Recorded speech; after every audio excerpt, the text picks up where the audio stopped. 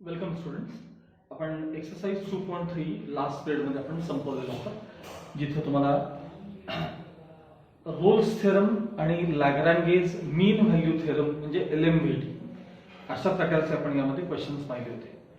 त्यातला LMVTचा शेवटचा क्वेश्चन होता फक्त एक, बाकी सगळे रोल्स थेरमचे क्वेश्चन होते. आता त्याच्या खाली तुम्हाला टेक्स्टबुकमध्ये लक्षात द्या सगळ्यांनी, इन्क्रीजिंग अँड डिक्रीजिंग फंक्शन्स नावाचा एक पार्ट आहे. इन्क्रीजिंग अँड डिक्रीजिंग फंक्शन्स नावाचा खाली एक पार्ट दिलेला आहे. तर काय प्रकार आहे, खूप सोपा आहे हा. इन्क्रीज याच्यात बराच पार्ट आहे तुमच्याशिवाय, मॅक्सिमा मिनिमा, इन्क्रीजिंग डिक्रीजिंग. आपण त्यातलं वन बाय वन बघूया. इन्क्रीजिंग अँड डिक्रीजिंग फंक्शन अशी टर्म दिलेली आहे तुम्हाला. बघा, increasing and decreasing, increasing and decreasing functions. पुन्हा हा ग्राफशी रिलेटेड पार्ट आहे. तुम्हाला एखाद्या फंक्शनचा जर ग्राफ काढायला सांगितला तर तो ग्राफ कसा आहे, तो इन्क्रीजिंग आहे का तो ग्राफ डिक्रीजिंग आहे, हे तुम्हाला डेरिव्हेटिव्हच्या साह्याने कसं ओळखायचं हे तुम्हाला यात बघायचं. प्रत्येक वेळेला ग्राफ काढून बघण्यात काय अर्थ नसतो, तर त्या फंक्शनच्या डेरिव्हेटिव्हवरून तुम्हाला समजू शकतं की हे याचा ग्राफ इन्क्रीजिंग आहे का डिक्रीजिंग आहे. सगळ्यात पहिल्यांदा मागचा जो भाग तुम्हाला रिकॉल करायचा आहे तो म्हणजे y इक्वल्स fx एखाद्या कर्वचं इक्वेशन असेल तर dy बाय dx काय असतं सांगा. dy by dx represents the slope of tangent to that curve at any point on it. dy by dx represents the slope of tangent to the curve at any point on it. हे आधी तुम्हाला माहिती असलं पाहिजे. आता पहिल्यांदा सगळ्यात आधी इन्क्रीजिंग फंक्शन म्हणजे काय, तर ऐका, इन्क्रीजिंग फंक्शन म्हणजे ज्यावेळी तुम्ही एखाद्या फंक्शनचा ग्राफ काढता तेव्हा तो समजा ग्राफ असा लेफ्ट आणि राईट, लेफ्ट बॉटम पासून राईट साइडला तर असं वर जाणारा ग्राफ असेल त्याला इन्क्रीजिंग फंक्शन म्हणतात. म्हणजे x ची व्हॅल्यू इतकी असताना y किती असं वाढत पडत अशा जर व्हॅल्यूज गेला तर या फंक्शनला इन्क्रीजिंग फंक्शन म्हणतात. आणि इथं लेफ्ट टॉपला सुरू होणार ग्राफ म्हणजे x1 असताना y खूप मोठा आहे, 100 आहे. पण जर जसा x वाढत जाईल तसं तसं y कमी कमी होत आला की तुम्ही तसं त्या ग्राफचं प्लॉटिंग असं करा. म्हणजे हा दुसरा कर्व आहे y इक्वल्स fx, त्याला डिक्रीजिंग फंक्शन म्हणतात. त्याला हा इन्क्रीजिंग फंक्शनचा ग्राफ आहे आणि तो डिक्रीजिंग फंक्शनचा ग्राफ आहे. मग आपण ओळखायचं कसं, समजा y इक्वल्स fx एखादं तुम्हाला फंक्शन दिले y इक्वल्स fx, तर याचा ग्राफ इन्क्रीजिंग आहे का डिक्रीजिंग आहे हे कसं ओळखायचं. तर पहिल्यांदा मी तुम्हाला डायरेक्ट नोटेशन सांगतो. बघा, जर dy बाय dx, जर dy by dx greater than 0 असेल, पॉझिटिव्ह असेल, ग्रेटर दॅन 0 असेल, म्हणजे डेरिव्हेटिव्ह जर त्याचा पॉझिटिव्ह असेल, त्या फंक्शनचा डेरिव्हेटिव्ह पॉझिटिव्ह असेल तर ते फंक्शन इन्क्रीजिंग फंक्शन असते. आणि जर dy बाय dx निगेटिव्ह असेल, dy बाय dx जर निगेटिव्ह असेल तर त्या फंक्शनचा ग्राफ डिक्रीजिंग असतो. f' म्हणतात त्याला, dy बाय dx किंवा f', अर्थ तोच ना. f' जर पॉझिटिव्ह असेल तर फंक्शन इज इन्क्रीजिंग आणि f' जर निगेटिव्ह असेल, f' निगेटिव्ह असेल तर function is decreasing, function is decreasing. ठीक आहे. आता हे असं का, तर एक साधा त्याचा मागचं लॉजिक सांगतो तुम्हाला. मला सांगा, हे तर तुम्हाला माहिती आहे, ग्राफ तरी वर वर वर वर वाढत जाणार आहे. त्या ग्राफवर तुम्हाला पाहिजे तिथे एखादा पॉईंट घ्या आणि त्या पॉईंट पाशी एक टँजंट काढून बघा. मला सांगा, त्या टँजंटनं एक्स ऍक्सिसच्या पॉझिटिव्ह डायरेक्शनशी केलेला अँगल जो आहे की थिटा, तो अॅक्यूट आहे का ऑब्च्यूज आहे सांगा. म्हणजे लघु कोण आहे का विशाल कोण आहे सांगा. तर हा अँगल अॅक्यूट आहे, हा अँगल लेस दॅन 90 डिग्री आहे. मग जेव्हा थिटा लेस दॅन 90 डिग्री असेल म्हणजे या लाईनचं इन्क्लिनेशन या लाईनचं इन्क्लिनेशन हे लेस दॅन 90 डिग्री आहे. मग मला सांगा, त्या लाईनचा स्लोप म्हणजे टॅन थिटा कसा असणार सांगा. टॅन थिटा कसा असणार म्हणजे 0 to 90 डिग्री मध्ये आपण टॅन थिटा जर काढला तर 0 to 90 म्हणजे फर्स्ट क्वाड्रंट मध्ये टॅन थिटा कसा असतो, पॉझिटिव्ह का निगेटिव्ह असतो, अर्थात पॉझिटिव्ह. म्हणजे टॅन थिटा पॉझिटिव्ह आहे आणि टॅन थिटा पॉझिटिव्ह आहे म्हणजे m पॉझिटिव्ह आहे, स्लोप पॉझिटिव्ह आहे. आणि m स्लोप म्हणजेच f', dy बाय dx म्हणजे स्लोप, f' म्हणजे स्लोप. म्हणजे f' जर पॉझिटिव्ह असेल एफ डॅश एक्स जर पॉझिटिव्ह असेल, कारण F dash x represent the slope of tangent, तर त्या फंक्शनचं ग्राफ काय असलं पाहिजे, इन्क्रीजिंग असलं पाहिजे. आणि आता इथे एखादा पॉइंट आहे इथे बघा, आणि इथे एखादी टँजंट काढून बघा, टँजंट काढली, ही टँजंट ड्रॉ केली. आता टँजंटनं एक्स ऍक्सिसच्या पॉझिटिव्ह डिरेक्शनची केलेला अँगल बघा, तो ऑब्च्युज अँगल आहे, मोठा आहे, 90 पेक्षा मोठा आहे, ऑब्च्युज अँगल आहे. मग हा जर अँगल ऑब्च्युज असेल थिटा, तर या टँजंटचा स्लोप म्हणजे टॅन थिटा जो आहे, टॅन थिटा निगेटिव्ह असणार. अरे एखादा जर अँगल ऑब्च्युज असेल, 90च्या पुढे 180 पर्यंतचा अँगल असेल, तर मला सांगा टॅन 120 ची व्हॅल्यू पॉझिटिव्ह येणार का निगेटिव्ह येणार? टॅन 120, टॅन 135, टॅन 135 -1 आहे. कितीतरी वेळा सांगितले आतापर्यंत मी, टॅन 135 -1 आहे. आणि साधा विचार करा रे, टॅन ऑफ 120 डिग्री म्हणजे 90 पेक्षा मोठा अँगल. ज्यावेळेस तुम्ही टॅन ऑफ 120 डिग्री म्हणता, त्यावेळी त्याला 90 + 30 असं तुम्ही स्प्लिट करता. 90 + समथिंग सेकंड क्वाड्रंट, मग सेकंड मध्ये टॅन कसा असतो, निगेटिव्ह, येणारा आन्सर निगेटिव्ह. म्हणजे जर dy/dx निगेटिव्ह असेल, f' x निगेटिव्ह असेल, तर ते फंक्शन कसं असतं, तर ते डिक्रीजिंग फंक्शन असतं, डिक्रीजिंग फंक्शन. आता या इन्क्रीजिंग डिक्रीजिंग शब्दांमध्ये सुद्धा थोडासा एक स्लाइट डिफरन्स त्यांनी केलाय. एकदा नुसतंच इन्क्रीजिंग किंवा डिक्रीजिंग वापरले, नंतर स्ट्रिक्टली इन्क्रीजिंग आणि स्ट्रिक्टली डिक्रीजिंग असं म्हणलेलं आहे. स्ट्रिक्टली इन्क्रीजिंग आणि स्ट्रिक्टली डिक्रीजिंग. स्ट्रिक्टलीच्या ऐवजी असाही शब्द वापरतात, मोनोटोनियसली इन्क्रीजिंग किंवा मोनोटोनियसली डिक्रीजिंग. स्ट्रिक्टली आणि मोनोटोनियसलीचा अर्थ एकच, पण जास्त शब्द वापरतात स्ट्रिक्टली. तर आता काय प्रकार आहे स्ट्रिक्टली इन्क्रीजिंग आणि स्ट्रिक्टली डिक्रीजिंग? आता मी नुसतं इन्क्रीजिंग डिक्रीजिंग म्हणतो, तर तो काय प्रकार आहे? राईट, एखादा पॅराबोला सारखा जर आपण कर्व बघितला, पॅराबोला सारखा एखादा कर्व, ठीक आहे, पॅराबोलिक कर्व, तर हा आपला पॅराबोलिक शेप, ठीक आहे. तर आता बघा, विचार करा, समजा या इथं कसं आहे, इथून एवढा जो पार्ट आहे ना, इथून एवढा, आणि इथं बरोबर व्हर्टेक्स आहे बघा पॅराबोलाचा, हा व्हर्टेक्स. इथं या पॉइंट पाशी काय असं सांगतो, या पॉइंट ही तुमची कोऑर्डिनेट सिस्टीम आहे बरं. समजा या पॉइंट पाशी एखादी मी टँजंट काढली, तर बघा हा अँगल कसा आहे सांगा, ऑब्च्युज आहे. म्हणजे इथून एवढा पार्ट जो आहे ना, इथून एवढा पार्ट हा डिक्रीजिंग आहे, हा डिक्रीजिंग. आता इथून या पॉइंट पासून असं पुढे पुढे जात तर इन्क्रीजिंग आहे बघा. कारण इथं कुठेही तुम्ही टँजंट काढून बघा, इथं कुठेही टँजंट काढून बघा, त्या टँजंटने केलेला अँगल तिकडच्या एक्स ऍक्सिसशी कसा आहे सांगा, तो अॅक्यूट आहे, म्हणजे पॉझिटिव्ह आहे, टॅन थिटा पॉझिटिव्ह आहे, म्हणजे हे इन्क्रीजिंग आहे. पण एक पॉइंट असा आहे, जिथं टँजंटनी काढली तर ती टँजंट एक्स ऍक्सिसला पॅरलल आहे, म्हणजे टँजंटचा स्लोप किंवा f' झिरो पण आहे, झिरो. इथं झिरो आहे बघा टँजंटचा स्लोप, एक्स ऍक्सिसला पॅरलल ती लाईन, त्याचा स्लोप झिरो. म्हणजे इथून पुढे चालू तर सगळे इन्क्रीजिंग, इथून सगळं मागे आहे ते डिक्रीजिंग फंक्शन आहे. इथे डिक्रीजिंग आहे, कमी कमी आलंय, थांबलं, परत वाढत वाढत चाललंय बघा. इकडे इन्क्रीजिंग पार्ट आहे, तिकडे डिक्रीजिंग पार्ट आहे, आणि एका ठिकाणी झिरो आहे. म्हणजे हा पॉइंट धरून जर पुढे गेला, हा पॉइंट धरून जर पुढे गेला, तर f' greater than or equal to 0 हे इन्क्रीजिंग करताय, इन्क्रीजिंग करताय. आणि हा पॉइंट धरून जर इकडे मागे गेला, तर f' less than or equal to 0 हे डिक्रीजिंग करताय, हे डिक्रीजिंग फंक्शन करताय. कारण सर्कल मध्ये सुद्धा असं होऊ शकतं, हे तुमचं सर्कल आहे, हे बघा इथं जी टँजंट आहे, सॉरी, इथं जी तुम्ही टँजंट काढाल, आता या पॉइंटला जी तुम्ही टँजंट काढाल, इथं टँजंटचा स्लोप 0 आहे. पण बघा इकडे जसं जसं जाल तसं हे इन्क्रीजिंग आहे, किंवा इकडून बघत आलं तर ते डिक्रीजिंग आहे. सर्कलच्या बाबतीत पण होऊ शकतं असं.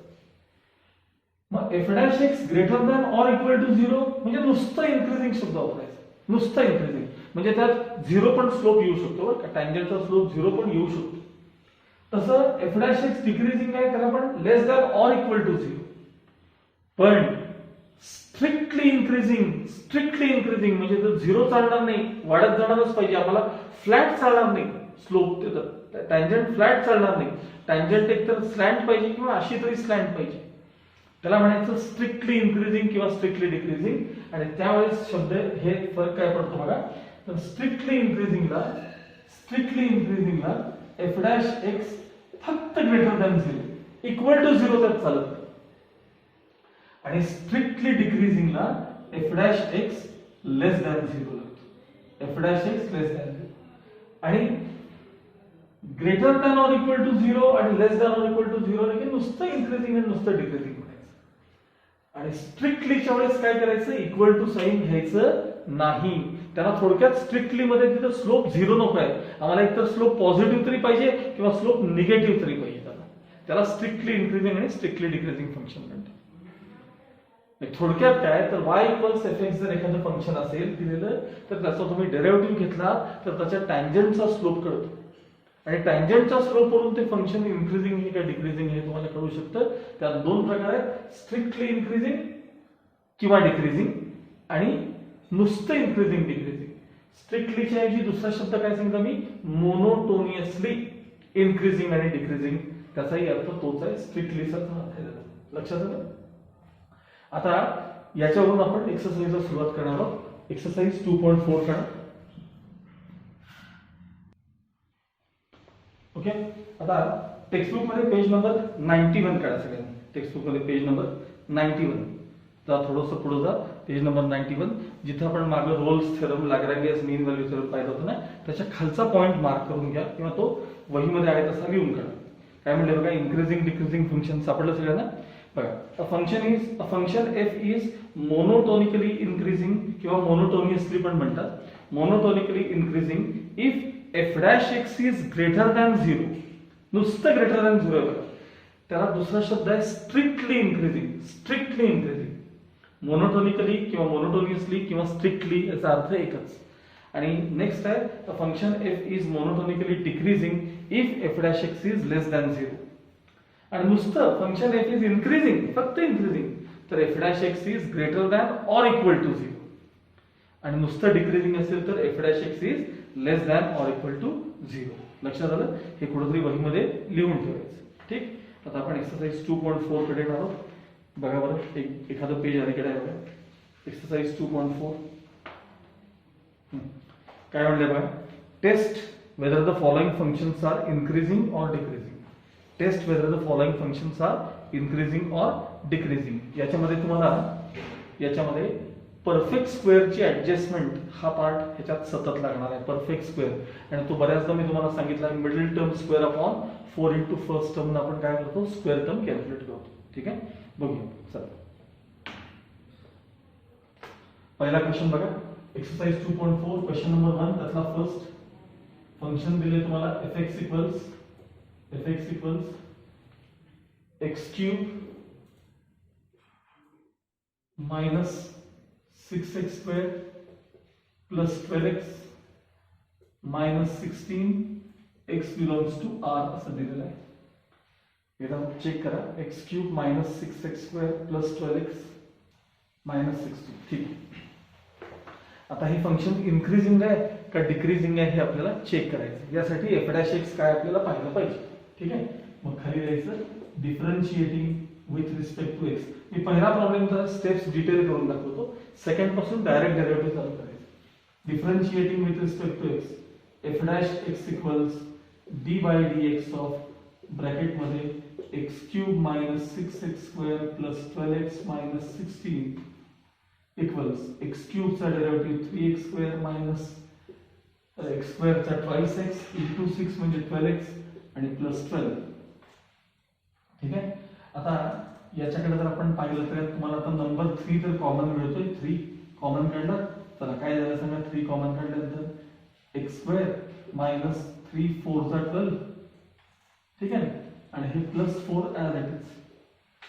3 कॉमन काढले, x square minus 4x plus 4. आता इथं मुळातच परफेक्ट स्क्वेअर आलाय, नंतर तुम्हाला ऍडजस्टमेंट करावे लागणार आहेत. आता तर हा परफेक्ट स्क्वेअर आहे, is equal to 3 into bracket याचं स्क्वेअर रूट मधल्याचं साइन एक्स मायनस 2 चा हा ब्रॅकेट स्क्वेअर आहे. मग आता नीट आहे का, लक्षात. मला सांगा, कोणत्याही टर्मचा ब्रॅकेट स्क्वेअर, कोणत्याही टर्मचा स्क्वेअर हा कायम नॉन निगेटिव्ह असतो. नॉन निगेटिव्ह म्हणजे काय, नॉन निगेटिव्ह म्हणजे 0 ऑर पॉझिटिव्ह असतो. कोणत्याही नंबरचा स्क्वेअर, कोणत्याही रिअल नंबरचा स्क्वेअर कोणत्याही रिअल नंबरचा स्क्वेअर हा नेहमी नॉन निगेटिव्ह असतो. म्हणजे स्क्वेअर 0 येऊ शकतो आणि पॉझिटिव्ह येतो, पण स्क्वेअर निगेटिव्ह कधीच येऊ शकत नाही. स्क्वेअर निगेटिव्ह कधीच येऊ शकत नाही रिअल नंबरचा. कॉम्प्लेक्स नंबरचा निगेटिव्ह असतो पण रिअल नंबरचा नाही. मग मला सांगा की x मायनस 2 चा ब्रॅकेट स्क्वेअर, तुम्हाला x ला मनामध्ये पाहिजे ते नंबर्स घ्या. x करता कोणतेही व्हॅल्यूज घ्या, पाहिजे त्या व्हॅल्यूज घ्या. 5 घ्या, 10 घ्या, 16 घ्या, निगेटिव्ह घ्या. त्याला -5 घ्या, -5 -2 -7, त्याचा स्क्वेअर +49च येणार आहे. इंटू 3 केल्यावर ते प्लसच राहणार आहे. म्हणजे काही जरी तरी ही टर्म काय सांगा पॉझिटिव्ह आहे. पण x इक्वल्स 2 ला ही टर्म 0 आहे.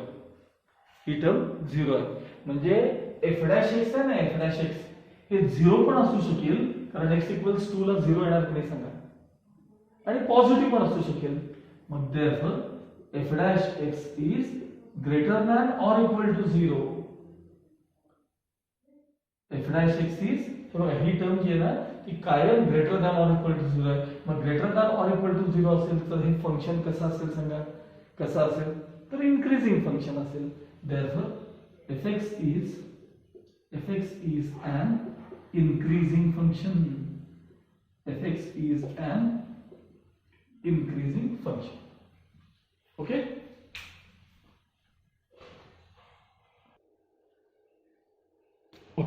Now second question, fx equals 2 minus 3x plus 3x square minus x cube असं फंक्शन दिलंय तुम्हाला, आणि या फंक्शनचा ग्राफ इन्क्रीजिंग असेल का डिक्रीजिंग असेल असं तुम्हाला विचारलं. ठीक आहे, बघा. Differentiating with respect to x, f' equals कॉन्स्टंटचा डेरिव्हेटिव्ह 0 -3 इंटू ब्रॅकेट x चा derivative 1 plus 3 to the 6x minus 3x square x cube. यातनं सगळ्यातनं -3 आपण कॉमन काढूया. -3 कॉमन काढले की यातला राहिला 1, यातले -2x आणि -10 कॉमन घेतले प्लस x स्क्वेअर. फक्त मी जरा हे आतले टर्म्स अरेंज करतो. आधी x स्क्वेअर, मग -2x, मग +1 घेतो. बघा, -3 इंटू ब्रॅकेट हा x - 1 चा ब्रॅकेट स्क्वेअर आहे. हा x - 1 चा काय सांगा ब्रॅकेट स्क्वेअर आहे. मला सांगा कोणताही ब्रॅकेट स्क्वेअर हा कायम पॉझिटिव्ह असतो किंवा 0 पण असतो आणि पॉझिटिव्ह असतो. कोणताही ब्रॅकेट स्क्वेअर हा नॉन निगेटिव्ह असतो.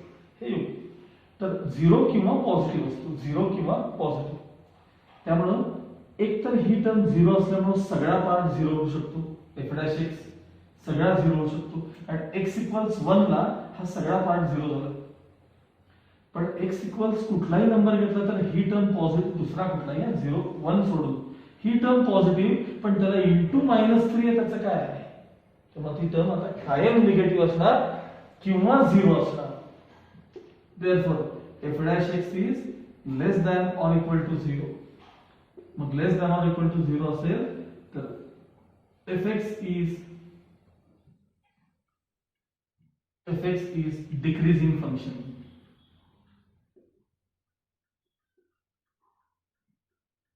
fx is decreasing function.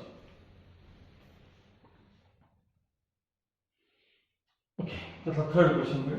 fx equals x minus 1 upon x. x real number आहे, x नॉन झिरो आहे. x डिनॉमिनेटर मध्ये असल्यामुळे त्यांनी नॉन झिरो दिलाय. झिरो नाहीच, x ला झिरो ही व्हॅल्यू घेताच येत नाही असं त्यांनी सांगितलेलं आहे. तर आता ह्याचा ग्राफ इन्क्रीजिंग का डिक्रीजिंग का स्ट्रिक्टली इन्क्रीजिंग स्ट्रिक्टली डिक्रीजिंग आहे, कारण अजून तो टाइप आपल्याला आलेलाच नाही आहे की. बघा, differentiating with respect to x, f' equals p by dx of सगळं लिहायचं. तर x चा डेरिव्हेटिव्ह 1, मायनस साइन आहे पण मी प्लस लिहिले, कारण 1 अपॉन x चा डेरिव्हेटिव्ह -1 अपॉन x स्क्वेअर आहे. 1 अपॉन x चा डेरिव्हेटिव्ह -1 अपॉन x स्क्वेअर, म्हणून मी ते प्लस केले. जरा स्टेप्स डायरेक्ट केले मी. आता मला सांगा x कुठलाही रिअल नंबर आहे, मग x चा स्क्वेअर कसा असणार, कायम पॉझिटिव्ह. x ला 0 घ्यायचंच नाहीये, त्यामुळे 0 चा स्क्वेअर 0 याचा प्रश्नच नाही. त्यामुळे ही जी टर्म आहे ना, ही टर्म एक तर मुळात 1 upon x square always positive, कारण x रिअल नंबर आहे पण 0 नाहीये. त्यामुळे 1 अपॉन x चा स्क्वेअर म्हणजेच 1 upon x square always greater than 0 positive आहे. त्यात परत तुम्हाला 1 ऍड करायचं आहे, म्हणजे ती टर्म आणखी थोडी मोठी होणार. म्हणजे काहीही झालं तरी 1 प्लस 1 अपॉन एक्स चा ब्रॅकेट स्क्वेअर किंवा 1 प्लस 1 अपॉन एक्स स्क्वेअर कायम greater than 0, greater than or equal to पण नाही, नुसतं ग्रेटर दॅन 0 असणार आहे. ठीक आहे, बघा, for any real value of X except EXCEPT except 0, for any real value of x except 0, comma 1 plus 1 upon x square is always greater than 0. Therefore, f dash x is greater than 0. Therefore, fx is strictly किंवा monotonically increasing function.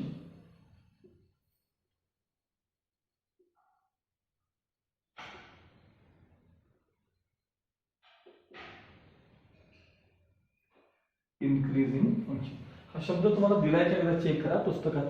Monotonically increasing असा शब्द आहे बघा तुमच्या.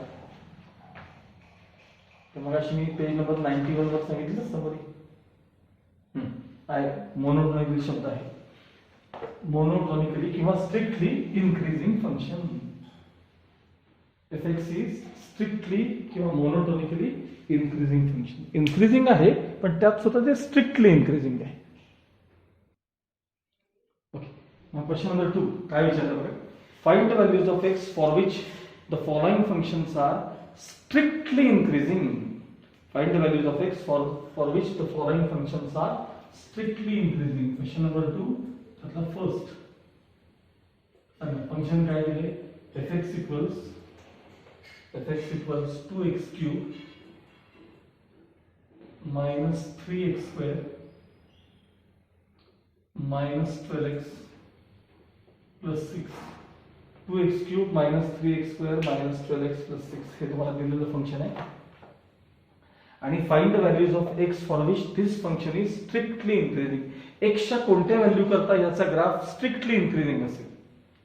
x च्या कोणत्या value करता याचा ग्राफ काय असेल, स्ट्रिक्टली इन्क्रीजिंग असेल. पहिले आपण याचा डेरिव्हेटिव्ह घेऊया. Differentiating with respect to x, f dash x equals 3 to the 6 x square minus 3 to the 6x minus 12. यातून आपण हे कॉमन काढायचे, काय 6 कॉमन काढायचे. x square minus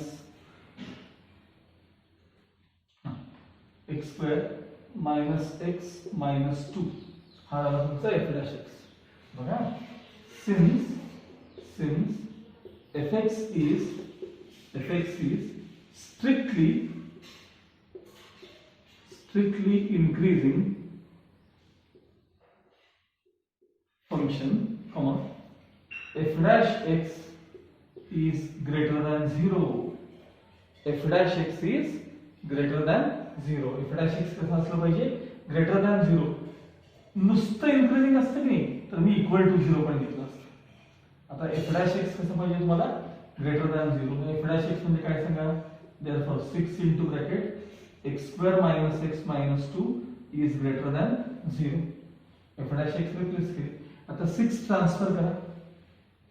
इथलं पुढे लक्षात ठेवा बरं का, इनइक्वालिटी मध्ये ज्यावेळेस तुम्ही एखादी टर्म ट्रान्सफर करता म्हणजे मल्टिप्लाय किंवा डिवाइड जेव्हा करता तेव्हा ती टर्म पॉझिटिव्ह आहे का निगेटिव्ह आहे हे मॅटर करतं. जर ती टर्म पॉझिटिव्ह असेल तर त्यांना ऑर्डर रिलेशन चेंज होत नाही, म्हणजे साइन बदलत नाही. पण ती जर का टर्म निगेटिव्ह असेल तर त्यांना साइन चेंज होतो. एक साधं उदाहरण देतो, लक्षात ठेवा. हे फक्त मल्टिप्लिकेशन डिव्हिजनलाच आहे, बाकी कुठं नाही. फक्त मल्टिप्लिकेशन डिव्हिजन. ऐका, 4 हा नंबर 2 पेक्षा काय सांगा मोठा आहे. जर आपण दोन्ही साइडला पॉझिटिव्ह 2 ने डिवाइड केलं, आपण दोन्ही साइडला पॉझिटिव्ह 2 ने डिवाइड जर केलं तर ह्याचे डिव्हिजनचा आन्सर 2, याचे डिव्हिजनचा आन्सर 1 आणि आहे ते साइन तुमचं शिल्लक राहील. 2 इज ग्रेटर दॅन 1 बघायला मिळेल. पण जर का मी याला -2 ने डिवाइड केलं, डिवाइडेड बाय काय केलं सांगा मी याला दोघांना, याला -2 ने जर मी डिवाइड केलं तर याचं डिव्हिजन येईल -2, ह्याचं डिव्हिजन येईल -1 आणि आता मात्र कोण मोठे आहेत सांगा याच्यामध्ये, तर हे साइन चेंज होईल म्हणजे -1 मोठे. हे मल्टिप्लिकेशन आणि डिव्हिजनच्या बाबतीत रूल आहेत, लक्षात ठेवा. मल्टिप्लिकेशनच्या बाबतीत पण दाखवतो पटकन, म्हणजे एकदा कायमच लक्षात राहील तुम्हाला. बघा एकदा हे बघा, समजा पॉझिटिव्ह 3 ने मल्टिप्लाय केले मी, दोन्हीकडे पॉझिटिव्ह 3, तर 4 3 जा 12, 3 2 जा 6. आता 12 मोठेच आहेत, पण जर का -3 ने मल्टिप्लाय केलं तर -12 आणि -6 यामध्ये आता कोण मोठे झाले सांगा, तर -6 मोठे झाले, म्हणजे ऑर्डर रिलेशन चेंज झालं, साइन काय झालं, चेंज. हे कशासाठी, तर आपण हे बघा हे 6 ट्रान्सफर करणार आहे, म्हणजे ज्याला डिवाइड करतो ती टर्म पॉझिटिव्ह आहे निगेटिव्ह आहे हे मॅटर करतं, लक्षात ठेवा. म्हणजे 6 ट्रान्सफर त्यावेळेला काय असते, इथे काय कॉन्स्टंट असू शकतो काही वेळेला, त्यानुसार हे केले. आता 6 ट्रान्सफर केले, 6 पॉझिटिव्ह आहेत का निगेटिव्ह आहेत, पॉझिटिव्ह, म्हणजे no change. x² - x - 2 is greater than 0. आता हा परफेक्ट स्क्वेअर आहे का, नाही, मग त्याला परफेक्ट स्क्वेअर मध्ये ऍडजस्ट करायचं. परफेक्ट स्क्वेअर कसं करायचं, बाजूला स्क्वेअर टर्म कॅल्क्युलेट करायची, बाजूला काय करायची, स्क्वेअर टर्म. सांगा स्क्वेअर टर्मचा अर्थ होता का बघा तुम्हाला, मी बऱ्याचदा आधीमध्ये हा फॉर्म्युला तुम्हाला सांगितलेला आहे, 11वीत तर खूप वेळा सांगितलाय. Square term is equal to middle term square upon 4 into first term. Middle term square, कोणा मिडल टर्म, -x चा square upon 4 into first term. First term कोण आहे सांगा, x² आहे. -x चा स्क्वेअर तुम्ही +x² आणि खाली 4x² कॅन्सल झाली. 1/4 ही तुमची स्क्वेअर टर्म आहे, 1/4. मग ती स्क्वेअर टर्म आपण ऍड करायची, x² - x प्लस 1/4 लगेच कॅन्सल करायचे, -1/4. पुढचे -2 आहेत असे, ग्रेटर दॅन 0. इथून एवढा पार्ट बघा, इथं लिहितो बरं, इथून एवढा पार्ट बघा, हा x - ½ चा ब्रॅकेट स्क्वेअर आहे. इथून एवढा पार्ट काय सांगा, x - ½ चा ब्रॅकेट स्क्वेअर आहे.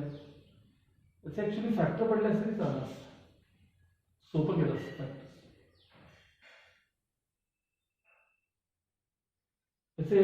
ठीक आहे, हे आपण करतो ते काही चुकीचं नाही, बरं काय आन्सर सेम येतं, पण फॅक्टर्स पडले असतील तर बरं झालं असतील. मी हे झाल्यानंतर करून दाखवतो, चला. पण स्क्वेअर टर्मचे पण ऍडजस्टमेंट कधीतरी लागतात, त्यामुळे तेही तुम्हाला माहिती पाहिजे. मी ऍक्च्युअली पाहिलं नाही याचे फॅक्टर्स पडत आहेत, या टर्मचे फॅक्टर्स आहेत ना, -2 ला स्प्लिट करून डिफरन्स 1 येतो. फॅक्टर्स पडले असते तर जास्त बरं असतं, ठीक. पण त्यात सुद्धा एक प्रॉब्लेम येतो, दोन्ही दाखवतो मी हे पूर्ण झाल्यानंतर. हा झाला x - ½ चा ब्रॅकेट स्क्वेअर, चला x - ½ चा ब्रॅकेट स्क्वेअर.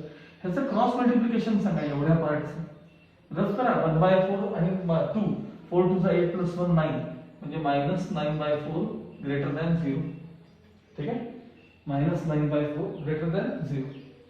आता आपण ही टर्म पलीकडे घ्यायची, x - ½ चा bracket square is greater than 9/4. आता मेन पार्ट आहे, स्क्वेअर रूट घ्यायचं, taking square roots on both sides.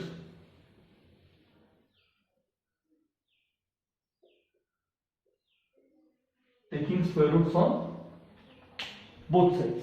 मग दोन्हीकडे स्क्वेअर रूट घ्यायचं आपल्याला, taking square roots on both sides. बघा मी काय सांगतो तर आधी इथे ऐकून घ्या. हे बघा, समजा x² ग्रेटर दॅन 16 आहे, अशी टर्म आहे, तर याचं स्क्वेअर रूट काय असतं बघा. जर x² ग्रेटर दॅन 16 असेल तर स्क्वेअर रूट घेताना x ग्रेटर दॅन 4 एक पॉझिटिव्ह स्क्वेअर रूट घेतले आणि x लेस दॅन -4 निगेटिव्ह स्क्वेअर रूट घेताना हे साइन बदलायचं. x 4 पेक्षा मोठे किंवा -4 पेक्षा लहान पाहिजेत.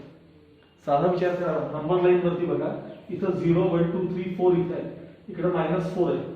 मग 4 पेक्षा मोठा नंबर असेल कुठलाही तर त्याचा स्क्वेअर बघा, 4 पेक्षा मोठा असेल तर स्क्वेअर 16 पेक्षा मोठा असतो की नाही, 16 पेक्षा मोठा असतो की नाही.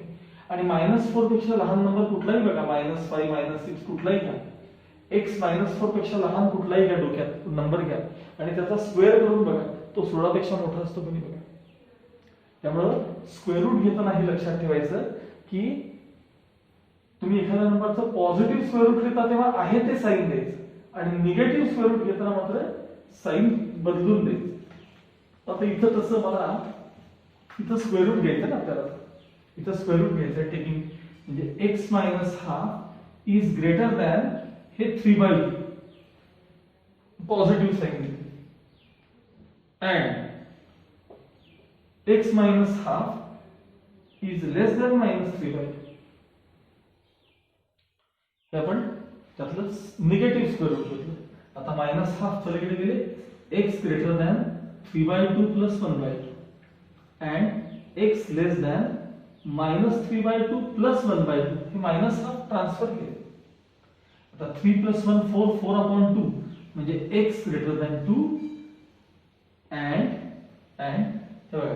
-3 प्लस 1 म्हणजे -2 -2/2 म्हणजे 1 x लेस दॅन -1. हे त्याचे दोन आन्सर्स आले. ठीक आहे. हे आता मी जे सॉल्व्ह केलं हे परफेक्ट स्क्वेअरची ऍडजस्टमेंट करून केलं. आता मी ह्याच्यानंतर हे थोडंसं बोल्ड अप करून फॅक्टर्स देखील करून दाखवतो तुम्हाला.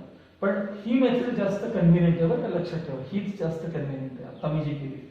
x ग्रेटर दॅन 2 x लेस दॅन -1. ओके.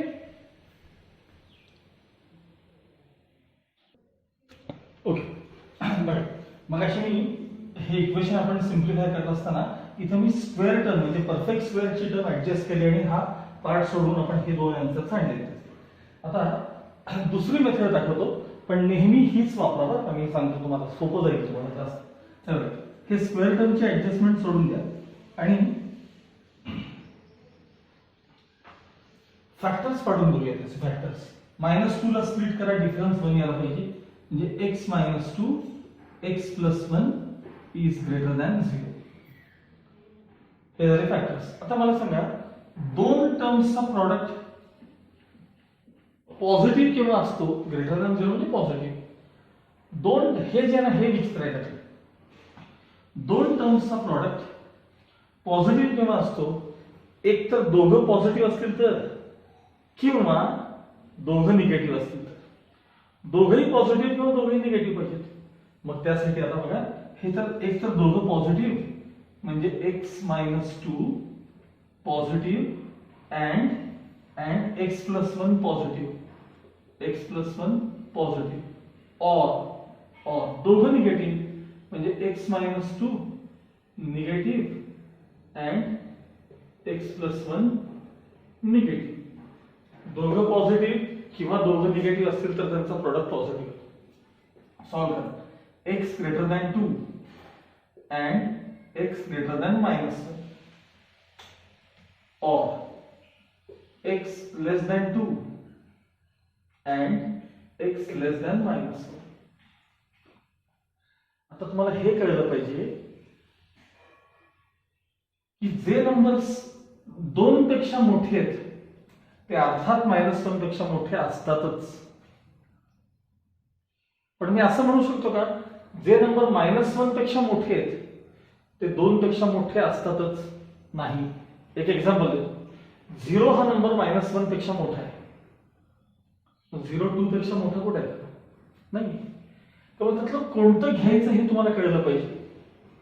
यासाठी मी ती मेथड करू नका असं म्हणतोय. त्यासाठी परफेक्ट स्क्वेअरची मेथड करा, तिथे काही कटकट नसते. जो नंबर 2 पेक्षा मोठा तो 100% -1 पेक्षा मोठा असेलच की नाही सांगा.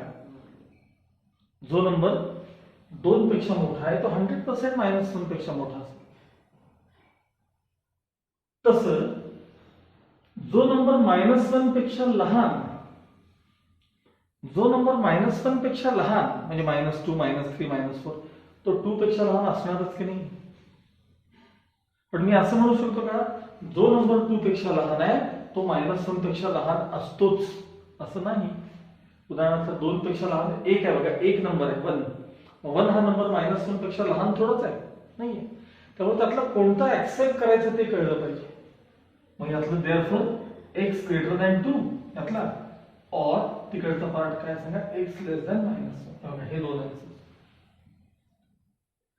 असंही केलं तरी चालतं, पण हे नंतर समजत नाही बरं काही दिवसांनी. हे कुठे गेले, हे रिलेच नाही आहेत वगैरे असं व्हायला. त्यापेक्षा परफेक्ट स्क्वेअरची ऍडजस्टमेंट करा आणि यानुसार आपण प्रॉब्लेम बघायचे. बाकीचे क्वेश्चन्स आपण नेक्स्ट पिरियडमध्ये बघूया. ठीक आहे.